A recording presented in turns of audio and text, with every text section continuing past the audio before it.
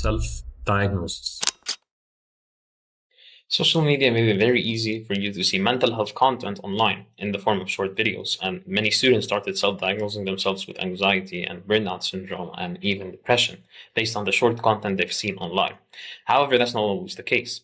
In this video, we'll be tackling myths versus facts, but not only that, we'll also provide you the facts, the articles that we actually got those facts from, and a mini tutorial to see if those apply to you or not. It doesn't mean that you have the disorder. It just indicates that you might need professional help. Let's start with anxiety. Everyone is anxious. It's just normal stress. Is that a fact or a myth? That's a myth. The fact is that normal stress comes and goes around specific events, like an exam or a presentation or an interview that you have prepared. An anxiety disorder is when worry is excessive, hard to control, and causes real problems in sleep, concentration, or daily functioning for weeks or months. Studies on the university students show that anxiety symptoms become a problem when they are frequent, intense, and interfere with academic performance and social life, not just when you feel nervous sometimes. So how to check this for yourself? Ask yourself these 4 questions. First of all, the duration. Has this level of worry been going for weeks, not just one bad day? And the frequency. Is the worry there most of the days and not only before exams? Control. Can you really control and distract yourself? Does the worry still push through? Impact. Is it clearly affecting sleep, grades, and relationships? If you're ticking these boxes, then this is more than just everyone is stressed, and it's worth a proper assessment instead of another self-diagnosis video, and you probably should see an expert. If I can still function and get good grades, my anxiety isn't serious. That's a myth. The fact says that research on students shows many people with clinical significant anxiety still attend classes and pass their exams and look fine from the outside. High-functioning anxiety means you perform, but you pay with constant internal tension, overthinking, and perfectionism, and physical symptoms. So how to check this for yourself? Instead of asking, am I functioning, ask the 4 questions, and I'm going to list them right now. How much effort does it take to function? Are you doing more effort to function? Am I relying on overwork, caffeine, all-nighters, and constant reassurance to keep going? Do I crash emotionally when I'm alone even though I look okay publicly? If your outside looks safe, but your inner life feels flooded, that's a sign to get help, not to minimize it. The more mental health TikToks I watch, the more healed I'll be. The fact is that some educational content is in fact helpful, but heavy and repetitive mental health scrolling is linked in studies with higher anxiety and stress, not less. Constant exposure to anxious content keeps your brain in a threat mode and increases comparison, especially for students. So how to check this for yourself? For a whole week, starting from now, before opening any of your apps, rate your anxiety level from 0 to 10. And then after 20 and 30 minutes of scrolling mental health content, rate it again.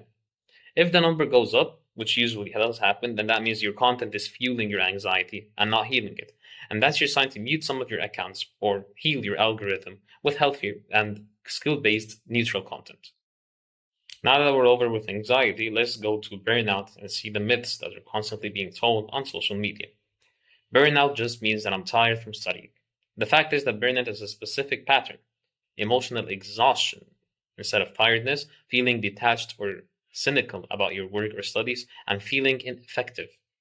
Research on student burnout reveals that it's not just I'm tired today, it's a sustained state characterized by a decline in motivation, an increase in negativity, and a decline in performance. So how to check this for yourself? Once a week, ask yourself 3 questions. Do I feel drained by my studies most of the days, even after resting? Do I feel more cynical, like I hate this, I don't care anymore? Do I feel useless or failing no matter how much I study? If these are yes for several weeks, then that looks more like a burnout than just a simple tiredness. Burnout equals depression. If I'm burnt out, it must mean I'm depressed. The fact is, burnout and depression can in fact overlap, but they're not identical. Burnout is usually tied with chronic academic or work stress, and depression affects mood and interest across life, even outside study or work. Studies show that burnout increases the risk of depressive symptoms, but you can have burnout without meeting the full criteria of major depression. So ask yourself the following. If I imagine no exams, no assignments, would I still feel this empty and disconnected from everything, including hobbies and friends? If yes, that leans more towards depression. This doesn't diagnose you, but helps you know what to tell a professional. You either tell him that this is tied to study stress versus this is broader than just university. If I am burned out, the only solution is to quit everything. Evidence-based interventions for burnout usually focus on reducing demands and increasing resources, not disappearing from life. That includes adjusting your workload, improving sleep, seeking support, and modifying your work habits and not just stopping work. So how to check what you actually need? Make a quick two-column list. Left is your demands, right is the resources. Demands, you demand hours of studies, side jobs, family responsibilities, and screen time. On the right side, you have your resources: sleep hours, breaks, social support, exercises, therapy, and hobbies. If the demand side is clearly much heavier than your right side, the resources, your first move is to rebalance, not self-diagnose and vanish. That might mean cutting one activity, setting a cutoff time at night, or asking for academic accommodations. So now that we're done with anxiety and burnout, let's go to depression.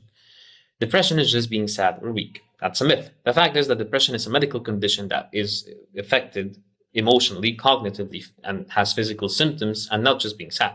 Typical features include low mood most of the day, loss of interest, and changes in sleep or appetite, fatigue, trouble concentration, guilt, and sometimes thoughts of self-harm, which lasts more than 2 weeks, at least 2 weeks, and affects your daily life.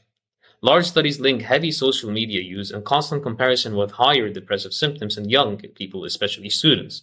So how to check it?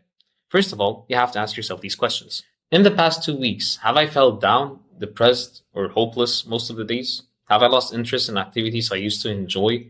Are there big changes in my sleep, appetite, energy, or concentration? Have I ever had thoughts that life is not worth living?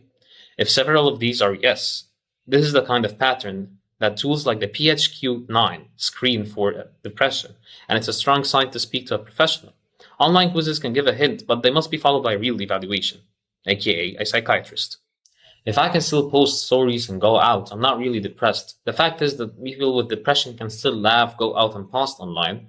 Studies show that social media often hides suffering because people share highlight moments and hide their worst symptoms. So the presence of fun posts doesn't equal the absence of depression. So how to check this for yourself? Compare yourself on the online platforms and compare yourself in the real life. After you post or go out, do you feel relieved and okay, or do you feel empty, guilty, and heavy once you're alone? Are you using posting and jokes as a shield so no one asks you how are you? If the gap between your public image and your private state is huge, that's a sign to talk honestly with at least one safe person or a professional. If I relate to 3 symptoms I saw on TikTok, I definitely have depression. That's a myth. The fact is that self-diagnosing via social media is now very common, but research shows it can increase anxiety, confusion, and delay proper care. And recently, it can be a placebo to actually develop the depressive symptoms, even though you're not depressed. Relating to a few symptoms is not the same as meeting the full diagnostic criteria of depression that considers the duration, severity, and context, and exclusion of other causes. How to check instead of believing yourself? Use TikTok videos as a signal, not a verdict. Write down the symptoms you relate to, check them against at least 2 credible sources like hospital sites and national mental health organizations or evidence-based information pages, and I'll send the link down on articles that you can read. If it still fits the criteria and is affecting your life for at least 2 weeks, the next step is to book a real appointment with a real doctor. Anxiety, burnout, and depression are not aesthetics, not trends. Myths come from short emotional content that feed you. Okay? Use this video as a starting point to check if you actually are labeling yourself or not. And if in fact you're labeling yourself and you compare it to real sources and actual data, then you probably need help from a professional. Someone who's qualified and can actually diagnose. Don't just give yourself labels. Thank you. Stay tuned for more. And as I said, I'll provide for you the links to all of the papers that we read those information from. Just to make myself clear, none of the information I provided in this video is indicated for you to diagnose yourself. You should instead take all the information you've gathered and then make sure that those apply to you or not. And after you think they do apply to you, you have to go and take those information to a real qualified doctor. Doctors can diagnose you well. They can have a series of surveys that they can give you, a bunch of questions they will be asking in order to diagnose you correctly. Not anyone you see online is a doctor. And not every doctor you see online is a psychiatrist. So make sure you take all your information and everything you've learned today to a real psychiatrist who can actually diagnose you correctly. Thank you for watching and stay tuned for more.